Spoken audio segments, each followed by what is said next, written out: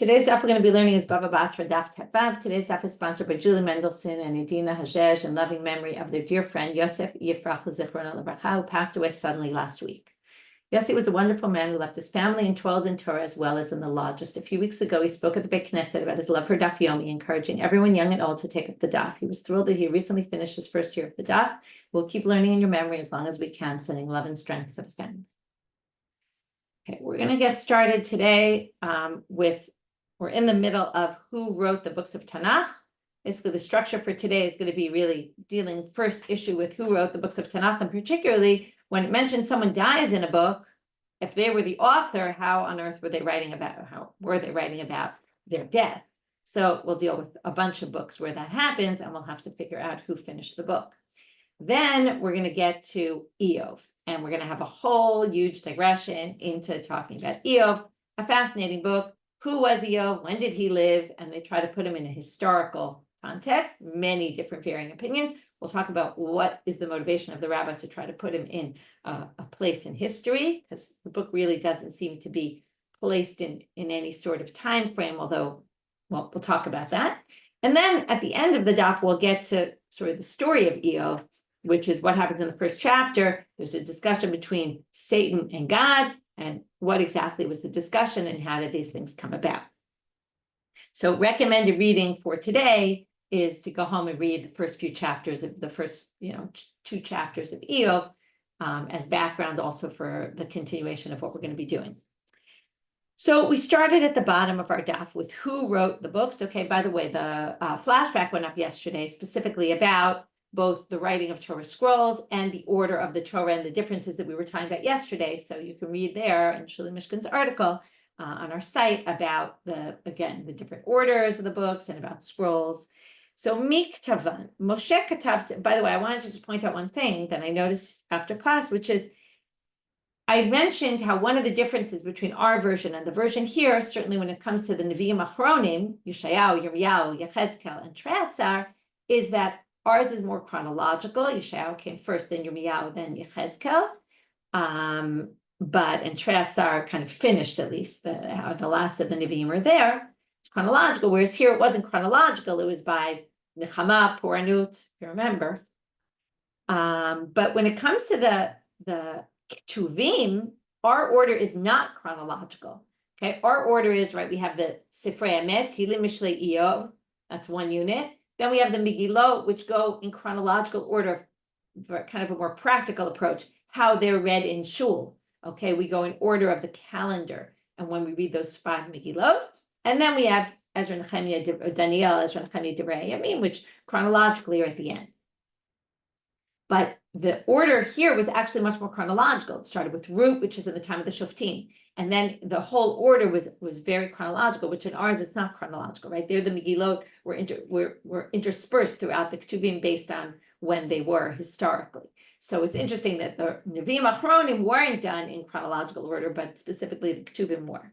I guess the tradition mentioned in the Gemara thought it was more important, the Puranut and all that, in terms of that, but when you don't have any other consideration, then chronological was fine, whereas our order has a different concept of how to order the Ketuvim into different sections, and then within that, some sort of chronology, but again, not chronology of the content of the books, let's say with the Megillot, but when they're read, practically speaking, in Shul. So anyway, it's interesting to think about all the differences. So now we're back to who wrote what book. We have Moshe wrote the Torah and this Parshat Bilad, and Iyov. Yoshua wrote his book and the last 8 books of the Torah. Shmuel wrote his book and Shoftim and Ruth. David wrote Tehillim, and that's what we were up to. Al Yedei Tzachaz Kinim. He had some helpers, though, so to speak, meaning he took things from that other people had written. Who were these people? The 10 people: Adam Arishon, Malki Tzedek, Al Yedei Avraham, Al Yedei Moshe, Al Yedei Heman, Al Yedei Dutun, Al Yedei Asaf, Al Yedei Shlosha Bnei Korach. And this is based on, okay, we'll have to deal with Avram. Everyone else is mentioned explicitly in one of those introductory psukim. In the first pasuk in a lot of the Tehillim, it says Mizmor LaAsaf. Rashi quotes a bunch of Netzach LiDutun, Maskil LeHeman, Tfilah LeMoshe. Okay, they're all mentioned in these psukim. Adam Arishon, they say, is more a reference in Tehillim Kuf Lamed Tet, is a reference to Adam Arishon. You can look there. So basically, they must have, he collected things they wrote and wrote more on his own. Yirmiyahu katav sifro, his own book, you say for Yirmiyahu. Usually the Navi wrote their books, although we'll see not everyone. Vis Sefer Melachim v'kinot. Okay, why? Because Sefer Melachim basically ends in the Churban, the destruction. That's what Yirmiyahu was always, that's the main thing of his book. And the keynote is Echa. He also wrote that because that was the lamentation for the destruction. Chizkiyahu v'siato. Okay, he was a king. Okay, one of the good kings of the Judean kingdom, who basically got the people, like a reformation, got the people to learn Torah. So because of that, we give him the credit. He and his si'ah, like his people, or yeshiva, people call it, katvu Yeshayahu Mishlei Shir Hashirim v'Kohelet. There's a siman yamshak. Okay, now Mishlei Shir Hashirim and Kohelet we always attribute to Shlomo, but the point is Shlomo never wrote them down. Some people say because Shlomo went bad at the end of his life, right? His wives turned him away, and he just never really wrote these things down. He said them, but never wrote them down. So Chizkiyahu took it upon himself to get all of this written down. Anshe Knesset Hagdola Katvu. Katvu, okay, here's Kandag. Yechezkel, that's the kuf, because you can't use Yud, because Yud is Yeshayahu, Yirmiyahu, that doesn't help you. Yechezkel Ushne Masal, Daniel Umigillat Esther. Okay, so Anshe Knesset Agdola, which Rashi tells us is Chagai, Zachariah, Malachi, Zerubbabel, Mordechai, and all those other people around that time. They wrote those books that are, again, their time period, Yechezkel, which is already after the destruction, and Treasar, which at least ends with Chagai, Zachariah, Malachi, even though the beginning is earlier, which we talked about yesterday. Daniel, which is from the time of after the destruction, when they were living in Babylonia, and Megillat Esther, which obviously is from then also. Ezra katav sifro v'yachas shel divrei yamim ad lo. So Ezra wrote his own book, Ezra Nehemiah, and he wrote all the genealogy that's listed in Chronicles until it gets to Ezra. Okay, again, we have the same thing. Once someone dies, well, they obviously can't continue and write things that are beyond their life. Now we're going to learn why Ezra wrote Divrei Yamim. This supports what Rav said. Amar Rav Yehuda Amar Rav lo ala Ezra mi Bavel ad sheyiches atzmo va'ala. It was very important to him to write, to prove his own genealogy. If you remember, we learned about the whole thing, Asara Yuchsin and all that, about Ezra was very particular about who went to Eretz Israel. So he had to be particular about himself as well. So he wanted to prove that his lineage was good. And therefore, he basically wrote the book of Divrei Yamim with all the lists of who's who and who came from who, in order to show that he had good yichus, that his lineage was right, was not flawed. And then only after that was he able to go to Israel. Okay, he said this for himself, but therefore he wrote the lineage there. Umay Aske, who finished it, Nehemiah ben Chachalia. Okay, Nehemiah finished it up. Amar. Okay, that's the end of the Breita. Now we're going to fill in all sorts of things that are missing in this. So Amar, Yoshua katav siflo shmona psukim shebatorah. So now we're going to say, here's a Breita to support this. Tanya, kimanda amar shmona psukim shebatorah Yoshua katavan, which means that we're going to see a Breita that says, here supporting the fact that Yoshua wrote the last 8 psukim in the Torah, but it seems clear here we're going to see an opposing opinion. Ditanya, vayamat sham Moshe eved Hashem. So it says there, right? Moshe dies. Efshar Moshe met katav vayamat sham Moshe. Could it possibly be Moshe dies and he writes in the book Moshe died? That would be very strange. Ela ad kan katav Moshe mikam va'ela katav Yoshua.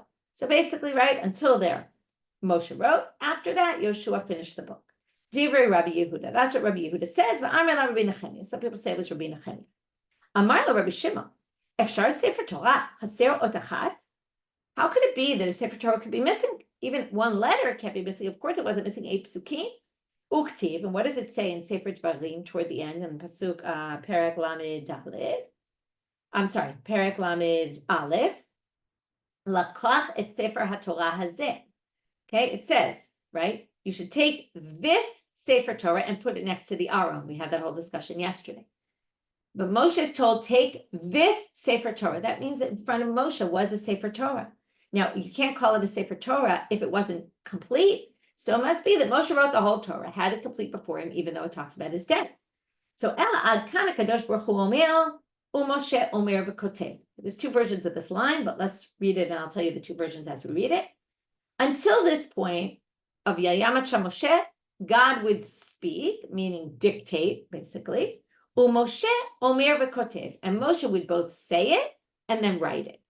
Okay, it's unclear whether Moshe would really say it or not, if that word is part of the text here. Some people take that word out entirely. And it was just that God would dictate, he would say it, Moshe would write it. Regular dictation, not that Moshe actually said it. Okay, depends whether you have that girsa or not. We're going to see what happened with those 8 psukim. Were they different in one way or were they different in 2 ways? Okay, if you say he also said it, then this next section he's not going to actually say. Or you just say he just wrote it, and this section you'll see he wrote it a little differently.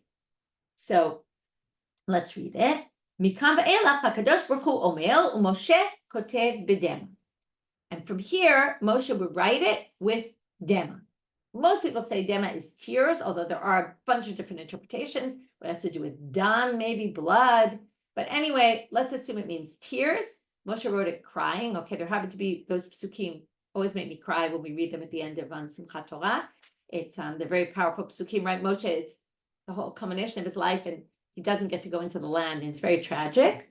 And so they say here that God dictated and Moshe wrote it by crying. Now, if you say Moshe said it and wrote it, then in this case, he only said it. I'm sorry, he only wrote it, he didn't say it.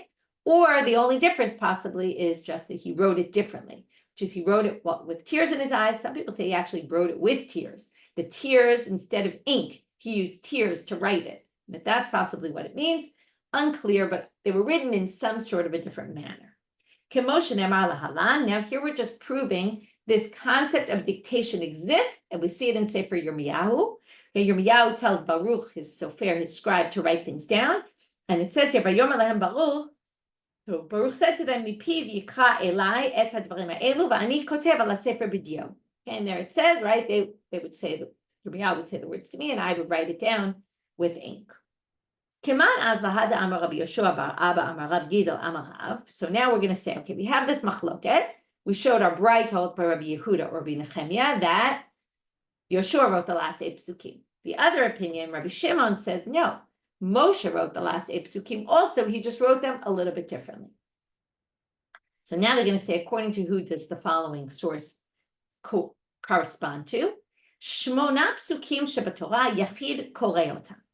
Okay, the last 8 psukim in the Torah, an individual reads them. There's many different interpretations what this means. Either it means don't break them up. They have to be read as a continuum. Some people think this means you can even read them without a minyan, or a minor can read them, or all different opinions what this could mean. Okay, Rashi just says, Ein mafsikim b'hem, we don't stop in the middle. You have to read them straight. Okay, some people say Yachid is a unique person, meaning someone very special has to be the one who reads this section of the Torah. So there's a lot of different opinions. Whatever way we explain it, they stand out and they're different from the rest of the Torah. Lema Rabbi Yehudahi, Rabbi Shimon. It sounds like perhaps this is like Rabbi Yehuda and not Rabbi Shimon, because he said these 8 psukim have a different status because Yoshua wrote them. And perhaps that's why, however we describe a Yachid Koreotam, we don't know, but right, maybe a little less so if you say a special, unique person should read them, okay? But if you say they could be read without a minyan, that would make sense. Only Yoshua wrote them. They don't have the same sanctity as the rest of the Torah. But the Gemara says, no, if you look at Rabbi Shimon, you could explain it according to Rabbi Shimon. In other words, everyone agrees these 8 psukim are different. Different in what way, right? Either because Yoshua wrote them or because Moshe wrote them while crying. Either which way, you could put them as a separate independent unit that has its own unique laws, and therefore it could be also according to Rabbi Shimon. And now we're going to continue with all these other books, like Yoshua Katav Sifro, V'haktiv, but toward the end of Yoshua, it says, Vayamat Yoshua bin Nun Eved Hashem. So what do we do with that? Da'aske Elazar, right? We're always going to go to the next important leader of their time. So Elazar was next. V'haktiv, but a few psukim later, we're now in the last chapter of Yoshua, it says Elazar ben Aaron. He also dies in the book. So who picked up after him? Da'aske Pinchas. Pinchas picked up after him. Shmuel katav sifro, v'haktivu Shmuel mate, but doesn't it say Shmuel died? Now this is a little different than the rest, because Yoshua dies at the very end of Sefer Yoshua, as does Elazar. Moshe dies at the very end of the Torah. Shmuel dies in Shmuel Aleph, Perek Kafchet. There's still, right, the rest of Shmuel Aleph and a whole book of Shmuel Bet. That's a big difference. Well, to Aske Gada Chosev and Natan Navi. So they say the 2 prophets of the time, they were the ones who took over and finished the book of Shmuel. David katav sefer Tehillim al yidei saraz kini. Now we're just going to go back to that list and ask a question. Okay, we didn't really explain how we got to Avraham. There is no maskil Avraham, lamnetzeach Avraham. There is no such thing. So before that, they ask a question. But you missed one. There's someone named Eitan Ezrachi. There's a Mizmor Tehillim with his name in it. Amarav Eitan Ezrachi Zehu Avraham, and that solves our problem of where does Avraham appear, and solves the question of why wasn't Eitan Ezrachi on the list, because they're one and the same. How do we know this? Because it says here in Tehillim, Eitan Ezrachi. This is a pasuk in Yeshayahu, which they attribute to Abraham, and Abraham is who lit up from the east. Now, the Mizrach and Ezrach have the same letters in it, right? Just the Aleph and the Mem are switched. So they say Mizrach, and Eitan Ezrachi is a reference to this Mizrach, is a reference to Abraham. Kachashiv Moshe, but Kachashiv Haman. Wait, you list Moshe as one and Haman is another, but Hamarav, Haman's and Moshe. Rav says that Haman is another name for Moshe. If you didn't know this, according to Rav, Moshe had another name. It was Haman. Why was he Haman? What does Haman come from? Tiv hacha Haman. It says it here in Tehillim. Uktiv hatam, and it says, actually, no, there's a pasuk from Malachim Aleph. Sorry. Vayechkam mikol adam. This is about Shlomo, how smart he was. Meitana ezrachi v'Haman v'chalkol v'dardar b'nei machol v'yishmo b'chol ha'goyim saviv. It says Shlomo was wiser than all these men, and they say Haman there is Moshe. So now they say, how do we get to it's Moshe? Tifhacha Haman, Tifhata and B'chol Beiti Ne'emanhu, because Moshe was the most Ne'eman to God, loyal. So therefore his name was Haman, Mr. Loyal.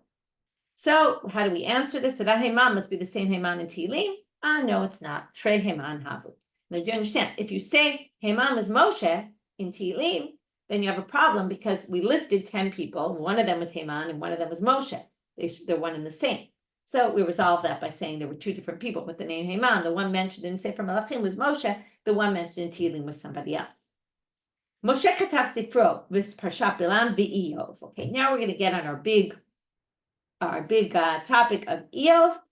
Iyov b'mei Moshe hayam. Okay, so this supports the fact that Moshe wrote Iyov is supportive of this statement, or helps support the statement of Rabbi Levi, who we're going to see disagree with a lot of people. There's a lot of different opinions about when Iyov lived, like the biggest mystery.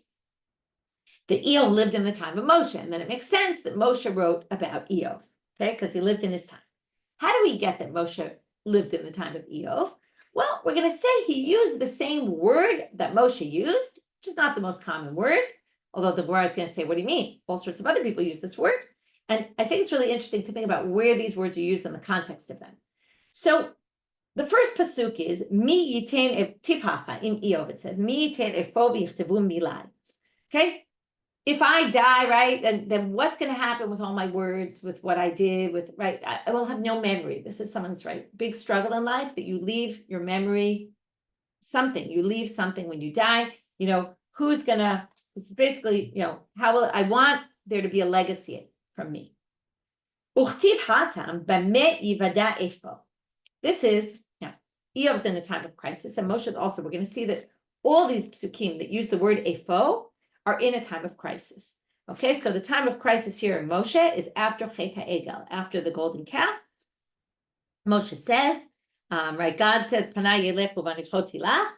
Vayomer elav im ein panecha olchim al talinu. He said, if you don't come with us, then don't come. Right, I don't want an angel or anything. Ubamei yivada efo ki matzati chem be'enecha ani v'amcha halo belachtecha imanu. Right, how will we know that we found favor in your eyes? It's like a big question of faith. Okay, so that also, Moshe uses the same wording. That proves they must have been living in the same time. By the way, there's some theory to this, right? If you use a word, that sometimes words are used in certain cultures, in certain time periods, and they're not used in other time periods. So this is a way of proving Iyov must have been living in the time of Moshe because of the wording that he used. Let me say, what do you mean? Ema b'mei Yitzchak, dichtiv, mi'efo hu atzad sayid. Now, where's this pasuk? This is in the pasuk when Yitzchak realizes that Yaakov took the bracha of Esav, and it says, "Vayecharad charada gdola me'od." Right, he got very, he shook, big tremor. Vayomer mi efo hu atzad sayid. Vayaveli. Right, what happened? I was tricked here. I can't believe this happened. Okay, also in the time of Christ, a very strong word apparently. Be'ema b'mei Yaakov, you could also say he lived in the time of Yaakov. Dichtiv im ken efo zot asu. Okay, this is in the context of this is when basically they want to bring Binyamin. Yosef says, only come back if you bring Binyamin, and then they have no food left. Yaakov doesn't want to send Binyamin. He says, fine, if you have no choice, then this is what you should do. And he says, go down and I give in. Okay, but also in crisis. Next. Yosef. This is an interesting one. It's not exactly Yosef's in crisis right now, but Yosef is sent by his father to his brothers, and then he can't find them, right? Where are my brothers, he says. And then the crisis comes after, right? Which is when they throw him in the pit and he gets sent to Egypt. So they say, okay, why not? Why do you assume that Moshe and not any of these other people? Lo sakadatach, it doesn't make sense. There would be any of the other ones. The continuation of that pasuk is, right, I wish it would be able to go in a book and be like chok, like become a law or become, etched into it.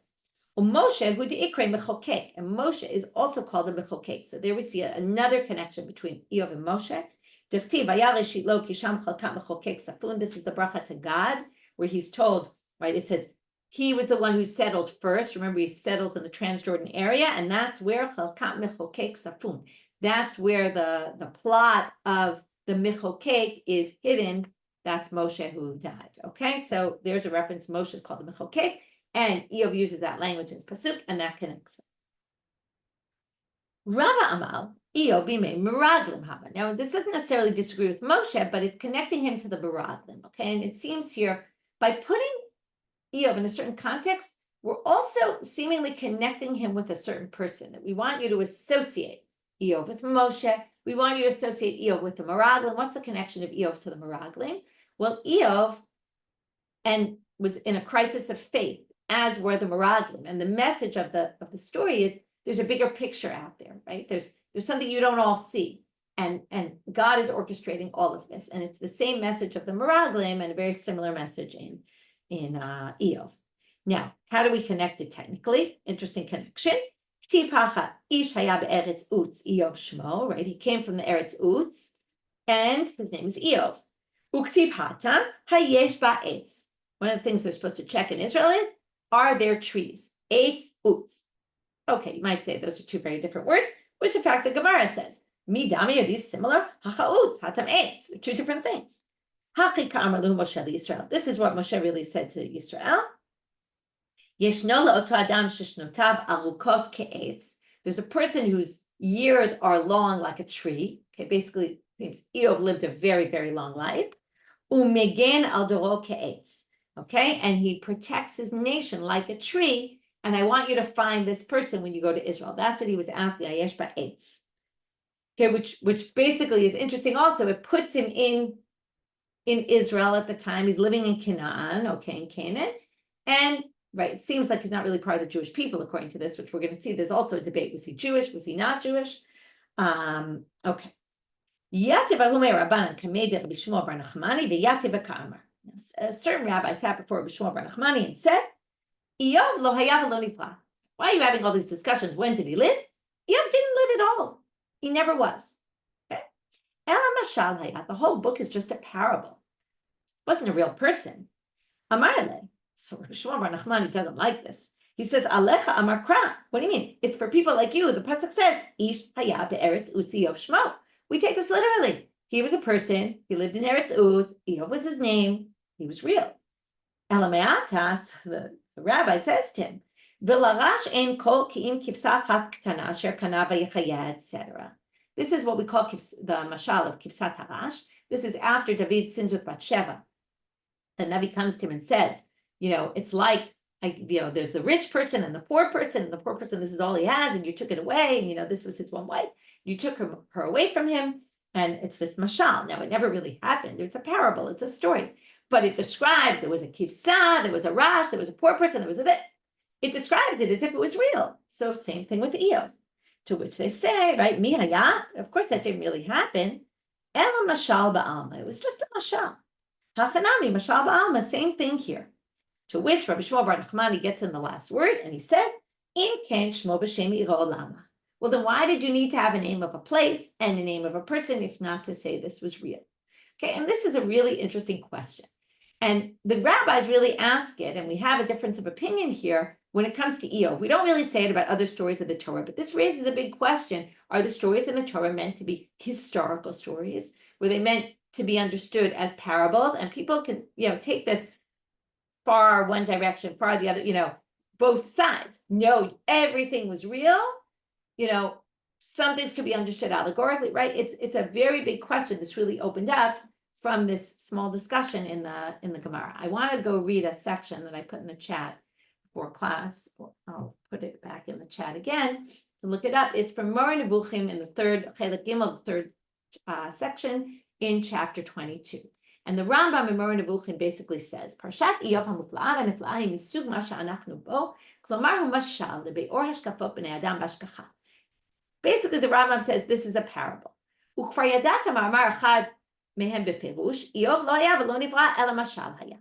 V'asher chashav shu haya v'nivra v'shu ma'aseh, shaya lo yada lo zman v'lo makom. Ela, okay, so basically he says there was no place, there was no time, it was above time, it's just a concept, allegory. But then he says, one of the Chachamim said Bimei Avot, another one said Bimei Moshe. We're going to see all these different opinions about Bimei David. He was Me'olei Bavel. What are they doing, right? So in theory, it looks like that goes against the Rambam's position. But he says, the Rambam has a really interesting approach. And he says the fact that all these opinions exist that put Iyov in this time period, or that time period, or that time period, is actually strengthening the fact that Hu lo haya v'lo nivra. And he says, klalo shel davar, what they're really trying to say is, ben haya, ben lo haya, hare, and this is a very powerful line, whether he was or whether he wasn't, hare b'chayotze b'ma'ora'o hamatzui tamid navochu kol hachokrim mibnei adam. In other words, Iyov's question is a question asked in all generations. And the struggles he had are struggles that people have in all generations. And that's why the rabbis tried to put him in all the different generations, and that all those opinions actually combine and they agree. Okay, which obviously they don't all agree, because Rosh Hashanah clearly says, no, he lived in a particular time and he was real. But what he claims is it's possible to understand all these different opinions is trying to put Iyov into all different generations and saying that Iyov really lives in every generation. Because again, he doesn't live at all. His message, it's a message that's a universal message for all time periods. And that's a very powerful statement, particularly living in the state that we're living in now, where those questions are really asked constantly. With all our struggles in the war and people dying, and how do we understand all this? And we're struggling with it. So it's something that all the generations really struggle with. Okay, let's move on and let's see the different opinions. Rabbi Yochanan Rabbi Elazar da'amri travayu, Iyov me'olei gola haya. He was with the people who went from the Galut after the first destruction, and they went back to Israel. Okay, which places him as a Jew going back to Israel. Ubeit midrasho b'Tveria haya, and then he went and lived in Tveria and had his Beit Midrash there. Meitive, right? He had a Beit Midrash, obviously, because that's the way the rabbis view, right? He was this. Okay. Now we're going to bring three difficulties against the fact that he was from Olei Bavel. The first one's going to have an issue with the fact of the time. Okay. Yimesh notav shel Iyov, a different Braita says, the years of Iyov were Misha'ah shenichnasu Yisrael Mitzrayim v'ad sheyatzu. Basically, he lived from the time they went into Egypt till the time they got out of Egypt. Because that obviously doesn't place him later in history when the first temple was destroyed. So, turning now to Amabet, Gemara says, no, Ema mish kim Misha'ah shenichnasu Yisrael Mitzrayim v'ad sheyatzu. That's about how many years he lived. He lived the lifespan of that equaled the time that the Jews went into Egypt and the time they got out, which was 210 years. And if I have the years right, I think it's 210. Yeah. And that's how long he lived. Not that he lived then, but how long he lived.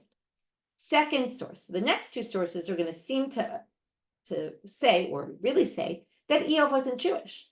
If Iyov wasn't Jewish, how could you say he was Me'olei al Golah? So Meitive, Shiva Nevi'im nitnabulu umot ha'olam. There were 7 Nevi'im that prophesied for the Gentiles. Now we assume that means they were Gentiles who prophesied for Gentiles. Be'eluhem, Bilam va'aviv, Bilam and his father were both prophets, Iyov. And now we're going to do the 4 friends. I always like to say quote unquote friends. They weren't exactly his friends. They had a lot of not nice things to say about him. Okay, a lot of Iyov is these discussions Iyov has with his friends. So they say, what you're assuming these are all Gentiles. We know that Elihu for sure was not a Gentile because Haktib, he says he was Mishpachat Ram, and that was a Jewish family. So Ella, what must mean is they prophesied for the Gentiles, not that they were Gentiles, right? That's what it says even. They were Nevi'im shenitnabu le'umot ha'olam. So obviously Bilam and his father were Gentiles, but the rest you could say were Jews. So Hakinami, you could say the same thing, just like Elihu must have been a Jew and prophesied for Gentiles, also Iyov. So now they say, wait, that's a weird explanation because there were 7 Nevi'im according to this list who prophesied for Gentiles. All the other, not, or I don't know, all, but many ones also prophesied for the Gentiles. Okay, I'll give you the main one, Yonah, right? He goes to Nineveh. That was his whole job. So, and it's a little bit of difficulty. You'd have to say Yonah had a lot of other prophecies as well about the Jews, because otherwise this doesn't make sense. Because the answer is these 7 were the main prophecies they had were for the Gentiles, whereas other prophets might have prophecies for Gentiles, but also prophesies a lot for the Jews. Their main job was for the Jews, a little bit to the Gentiles. These people, their main job was to prophesy for Gentiles, and then you could still say he was Jewish. Third difficulty, okay, this one's going to have a hard time reading it any other way. Right? We know that from the Holocaust, particularly, right? These are Gentiles righteous Gentiles who helped the Jews. And his name was Iyov. This is an interesting approach to Iyov. We're going to see a different approach later. As you might know, you might not, but in Sefer Iyov has a lot of complaints against God. And the question is, were his complaints said in an okay manner or not really in an okay manner? Was it okay that he did that or was it not okay? So we're going to see later a different source, not today, that it was okay that he did it. This source says, no, it was bad. Now you might say, what do you mean? It says, so that he be rewarded, but we're going to see the reward is a bad thing. So God brought bad things to Iyov. That we know happens. He starts to curse God, right? Those are the bad things he said about God. Well, once he did that, God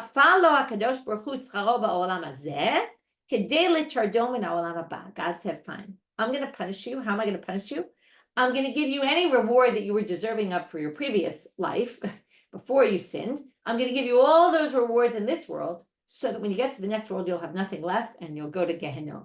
Okay, we've seen this type of punishment before, right? Or this concept that push off, you'd rather not have your reward in this world so that it's saved up for the next world. So it's the same concept here. We're just using it in the reverse.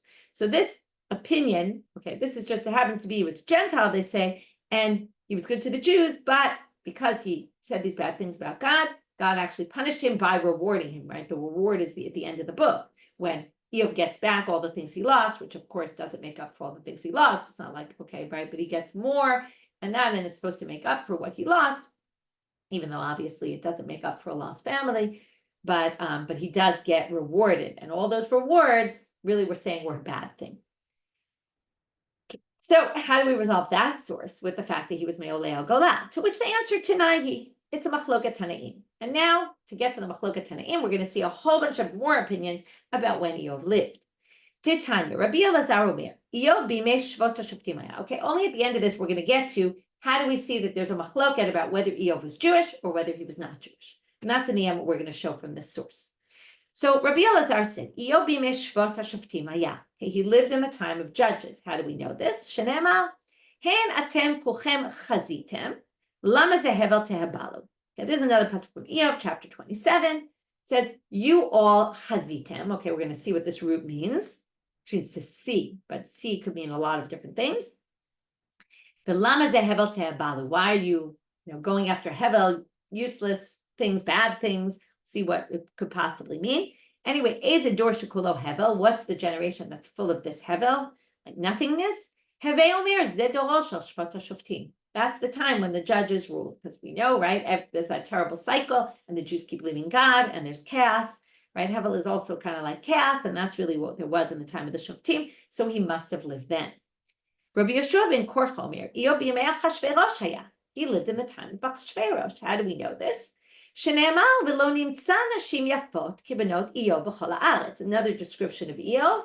His daughters were the most beautiful in the whole land, and they couldn't find anyone more beautiful than these women. Why is that a reference to Achashverosh? Because how would you know if there was no one more beautiful, that people couldn't find anyone more beautiful? When were they looking for beautiful women, the most beautiful women in the world? Well, what generation were they looking for beautiful women? And they looked everywhere to find the most beautiful women. So now you can say it must be his daughters were known to be the best in the land, the most beautiful, because they'd actually checked and found all the women that were beautiful. You could still say maybe he was in the time of David. When David's about to die, he's very cold. And it says, they find this beautiful woman to warm his body. And there you have it. They looked also for beautiful women. So can't you say it was in the time of David? There they only looked in Israel. Here they looked in all of the land. Okay, and then in Achashverosh's time, and that's why you can say that it was in the time of Achashverosh. Rabbi Natan Omer, Iyov b'imei Malchut Shva haya. Okay, he was in the time of Malchut Shva, which is in the time of Shlomo. If you remember, he meets with the queen of Shva, of Sheba, and we're going to talk about her soon. Okay, Shene'emar vatipol Shva vatikachem. What happens in the first chapter, and that's why I said I really recommend you read it. We're going to read through a bunch of the psukim, but in the beginning of Sefer Iyov, after the Satanet, this whole discussion with God, which we'll get to at the very end of today's daf, basically bad things start happening, and this we'll get into tomorrow, and you start to see that bad things happen. So one of the psukim, the first psuk, I think, where the bad things start happening, it says that the people from Shva came and attacked. Okay, and then we're going to see the Kasdim came. The Kasdim were the Babylonians who lived in the time of the destruction of the temple, the first temple. So they're going to basically try to put him in each of these time periods when there were Shvaim, which are the people from Shva, Vatipol Shva Vatikachem, so that must have been in the time of Shlomo, Malchut Shva, Chachamim Omrim, Iyov b'imei Kasdim haya, he was in the time of the Babylonian when they ruled, Shenemar Kasdim Samu Shlosha Rashim. Okay, so this puts him in all different historical time periods. V'yesh omrim, Iyov b'imei Yaakov haya. Some people say it was in the time of Yaakov. V'Dina bat Yaakov Nasani married Dina. Okay, why Dina? Well, K'tiv Hacha, now his wife in chapter 2, when all these bad things start happening, she starts complaining and says, why don't you just curse God?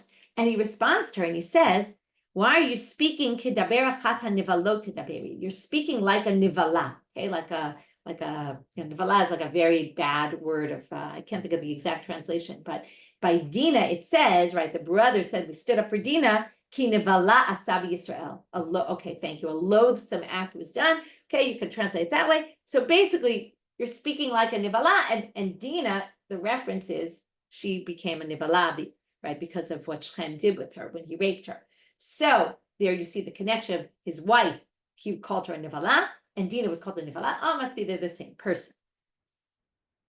Okay, now why did we bring this? You probably forgot already. We brought this because we wanted to show the fact that one source says he was from Olei Golan, the other source says he was from he was a Gentile. How do we reconcile that? How could he be both Jewish and not Jewish at the same time?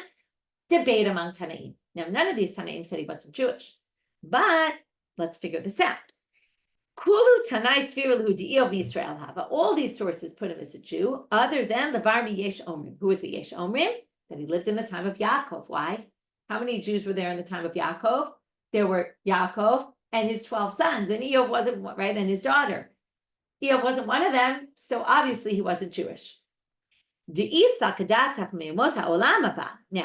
how do we know all the others think he was Jewish? Didn't say anything. He just said what time period he lived in. Well, all the other time periods were after the time of Moshe. And Batra deshachiv Moshe mishrai shchina lumot haolam. Once Moshe dies, there is no shchina anymore on Gentiles. There was no prophecy, and Iyov was a prophet. I think he was a prophet. No non-Jewish prophets lived after Moshe. How do we know? Because it was said, Bikesh Moshe shalot tishresh shchina lumot haolam v'natan lo. Moshe asked God that the shchina not be on anyone else other than Jews, and God gave this to him. How do we know that Moshe asked this? Shneimar, in the pasuk we quoted before, where he says, "Efo," he says, "V'niflinu ani v'amcha." You should distinguish us from the other nations, meaning only we should have prophecy and not them. And God gave it to him. Whether God gave it to him right then Here it seems to see God answered him after Moshe died. Because what about Bilam? Right, Bilam was after that. Some people say Bilam actually wasn't really a prophet. He was something like in between. Okay, Amar Rabbi Yochanan, Dorosh Iyov shatuf b'zimahaya. Okay, there were a lot of bad things. People were engaging in licentious behavior. How do we know this? Shnemal, hein atem kulchem chazitem. We're going back to this pasuk. Okay, we're basically right now, we took this braita to use it to prove our point. Now we're just going in depth into a few things mentioned. So they mentioned that pasuk. This shows they were all full of licentious behavior. Atem chazitem, lama ze hevel te'abalu, uchtiv shuvi shuvi ashulamit, shuvi shuvi b'necha ze bach. This is about these men want to look at the shulamit. This is in Shiur Shivim. Necha ze bach, we want to look at you, at your beauty. So therefore, chazitem must be from the language of to look in lust. Ema b'nivuah, what do you mean? The word chazitem is also used, this is why I said it's hard to translate. It's also used in Chazon Yeshayahu ben Amos, which is a prophecy, because they see, right? They see things other people don't see. So they say no, because it can't possibly be a positive thing like prophecy, because it said lama zehevel te'abalu lama li. Like, why do you need that then? That pasuk lama zehevel te'abalu. What would you need that pasuk for? That's a negative, and that's in connection with the chazitem. It must be they were engaged in licentious behavior. Why shvot shoptim? If you take it literally, shvot shoptim means the judges. You could say the judges were judging, or you could say the judges were judged. And here we're going to say a very powerful line. What was so bad about the Dor, that generation? Dor sheshofetet shoftav, that the people judged the judges, meaning the judges were engaged in terrible behavior. And here they give two examples. Omer lo tol kesam mibein einecha, omer lo tol korah mibein einecha. The judge says, take out this little twig from between your eyes, meaning you did something small bad, and the person who's being judged says to the judge, you take out that beam from before your eyes. Okay, you are doing something way worse than me. Amarlo, kaspei chayal sigim. You have some impurities in your silver. Amarlo, and the person being judged says to the judge, sabach mahol b'mayim. Your wine is all full of water. You're really way worse than we are. There's a debate why one is worse than the other, and the silver, it's not so clear. Amar Shmuel bar Nachmani amar Rabbi Yonatan. Here's a bit of a strange line. Kol omer malkat shva isha hayta eno ela to'eh. My malkat shva malchut tishva. If you think the Malkat Shva was a woman, she wasn't a woman, she was a man. And okay, I'm going to sort of translate this way. You'll see, it doesn't actually say she was a man, so hold off 1 minute. Okay, but if you think she was a woman, you're mistaken. Why? Because what does Malkat mean? Malchut, it means the reign of Shva. This is very difficult because in the psukim that describe her, it's clear she's a woman. The Maharsha says that's not what they mean. If you think she was a woman that wasn't important, you're mistaken. If you think she was called a queen just because she was married to the king, you're wrong. She was called a queen because she was great in her own right. And that's a whole different interpretation. Okay, now we're going to start with these psukim. Okay, you have to look in Iyov chapter 1, verse 6. And it starts with the sons of God come to God, and also the Satan is with them. And now we start to hear this whole story. So God says, where are you coming from? Vayana Satan. He says, I was wandering around the world. And he says the words, they don't quote the important words here. Mishot ba'aret, we're wandering around the world. Umihitalech ba, and I was walking in it. Now, mitalech is going to be a reference to a pasuk in Avraham. You can make a lot of literary comparisons between Avraham and Iyov. This is what they're starting to do in the Gemara.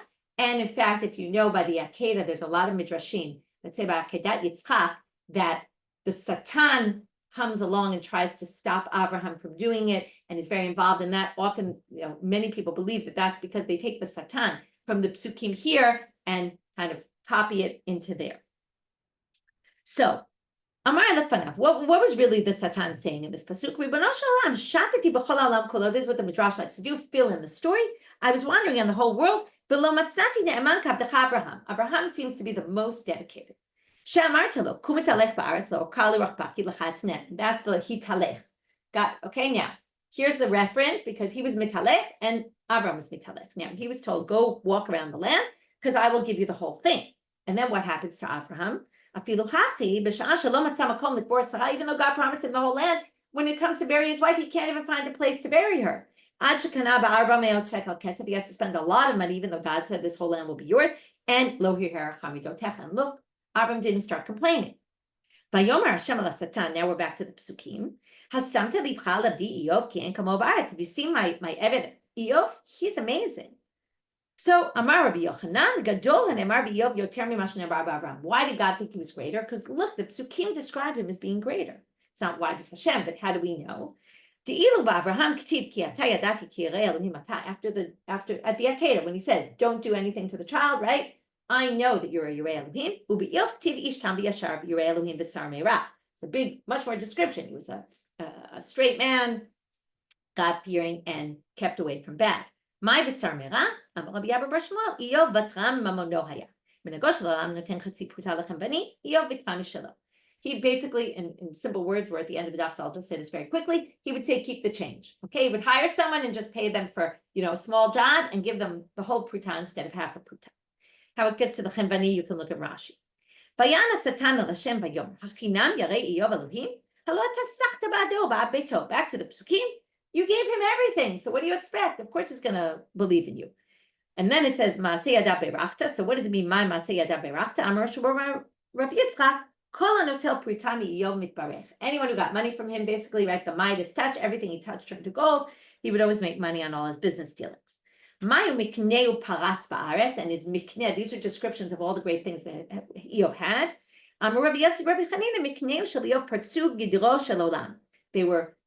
It was supernatural what happened with his animals.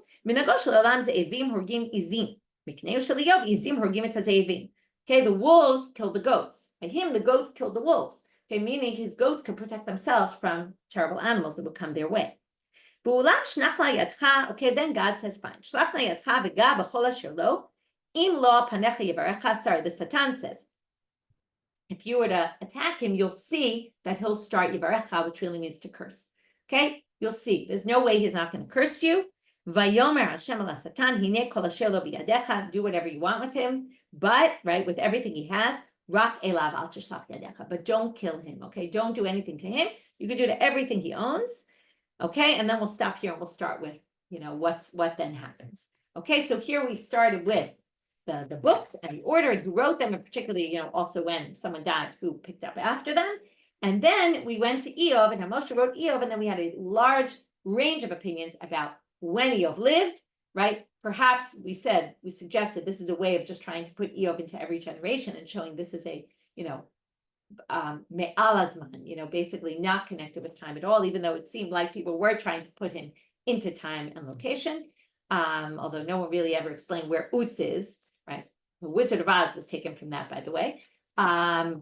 Anyway, and then, we had, then we start to hear really the story of Iyov and how the Satan gets God to basically test Iyov. With that, we'll finish for today. Wishing everyone a good day and B'sorot Tovot, and we'll continue with Iyov tomorrow.